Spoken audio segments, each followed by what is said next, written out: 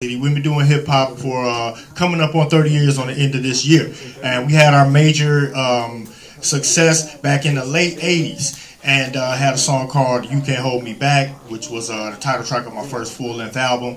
And then we had "Frankly Speaking" that rolled out after that. That was, we were signed with Priority Records, label mates with NWA, and things like that back in the heyday. And it was a good thing because it was much harder to get out back then because we didn't have the social media, so it makes it a lot easier nowadays to get exposure, to get noticed, to get get distributed or whatever.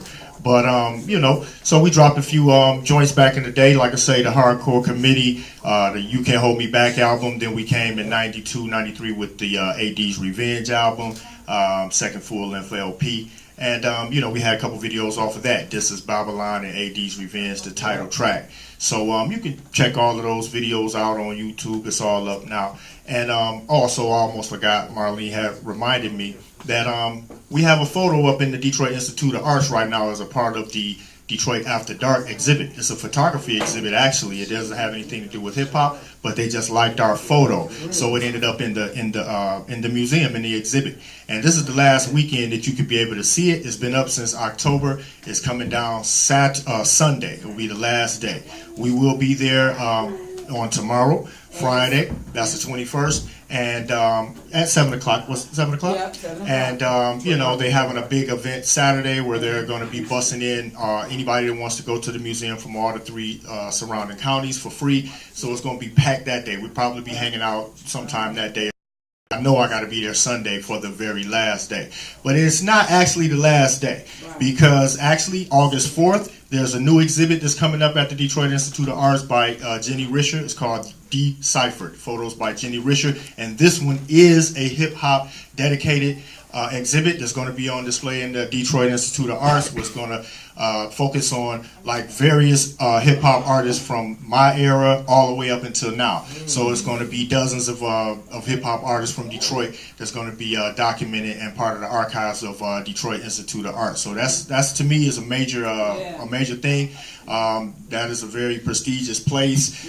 They don't just put anybody up on that wall. And so like I say, the picture was nice that they took. Is sweet when you look at it, but at the same time, they had to do research behind us so they can give a backstory, so they don't know they're just putting up some mass murderers up on their wall or something, even though it may be a few of them up there already. But that's here to say that was hundreds of years ago. But now, so for us to be up in that museum with all of those priceless works of art just for any amount of time, for one day, is a big deal, and it's going down in history because they own those pictures, and that's going to be a part of their history, our history as well, forever, because that's what they do. They keep the records, they keep the archives, they have all the things up in there artistically significant and important, and to all of us. So that's what's up as far as, and also I believe this may be the first time I'm gonna announce this, but it's almost official now, so I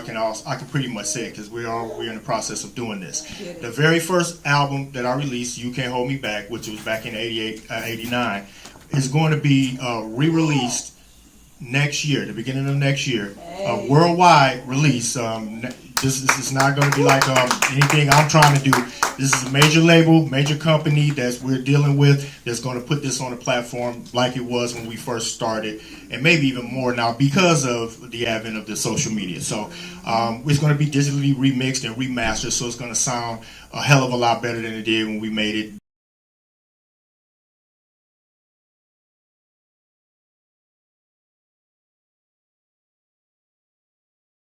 Probably gonna want to have it, and then even the younger generation who's not aware of it, going to be able to be introduced to it in a new platform where it's going to be on a different sonic level, where it's going to be bang now, because back then technology was different, but at the same time, some people say some of it sounds better back then when you recorded. We had vinyl, you were recording on reel to reel and all that actual like instruments or whatnot, art, musicians, things like that. But, so it's going to sound a lot better. We're going to drop that. It's going to be a whole new resurgence.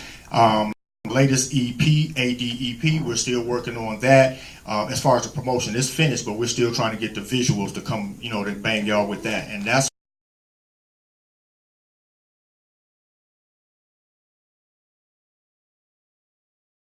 Not that one. Ooh, that shit hard though. But that one, oh my God. Damn, that's hard. I don't want to, that's called Fredo. If anyone saw The Godfather, you know, Fredo, that's what that's called. And that one, we're going to get into that one a little later. But Incinerate 'Em, the show version, the show version of Incinerate 'Em. My song. Yeah, that's my Yeah, so, you know, It's on my Apple Music. let me get some hydration. Music. Hey.